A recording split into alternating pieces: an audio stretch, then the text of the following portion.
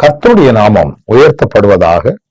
கிறிஸ்துவுக்குள் அன்பானவர்களே, இந்த நாளிலும் ஆரோக்கிய வார்த்தை ஒன்றை நாம் கேட்போம். நீதிமொழிகள் 30வது அதிகாரம் 9ஆம் வசனத்தினுடைய பின்பகுதி கடைசி வரி சொல்லுகிறது பாருங்கள். என் படியை எனக்கு அளந்து என்னை போஷித்தருளும். என் படியை.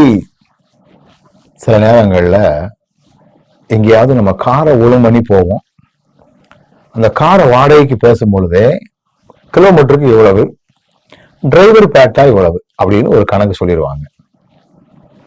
அந்த பேட்டாங்கிறத படி அப்படின்னு சொல்லுவோம். அந்த டிரைவர் உங்களுக்கு சம்பளம் எவ்வளவுன்னு கேட்டா ஒரு மாசத்துக்கு இவ்வளவுன்னு சொல்லுவாங்க. நீங்க கொடுக்குற பேட்டா தான் எங்களுக்கு முக்கியமான ஒன்று என்று அவர்கள் சொல்லுவார், விளக்கம் சொல்லுவாங்க. இன்னைக்கு ஆண்டவர் நமக்கு பேட்டா தருகிறார். ஆண்டவர் நமக்கு தரக்கூடிய பேட்டா படி. நம்ம இப்படி கேட்கணுமா? என்ன சொல்லுவோம் பாருங்க. என் படியை எனக்கு அளந்து என்னை போஷித்தருளும். அளந்துங்கிற ஒரு வார்த்தை வருது.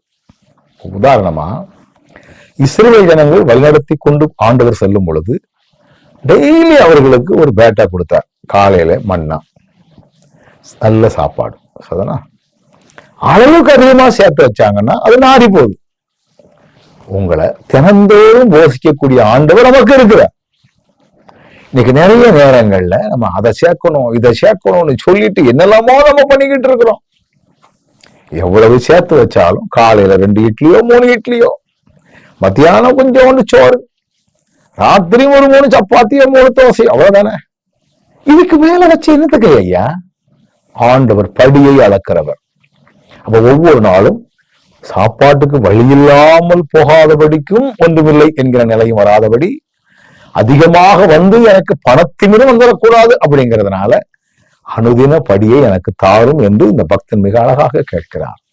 இதுவும் நம்முடைய ஜெபமாக இருக்கட்டும். ஒரு நாளும் அவருடைய பிள்ளைகள் அப்பத்துக்கு இறந்து கிடக்க வேண்டிய தேவையில்லை. ஆண்டவர் நடத்துவார்.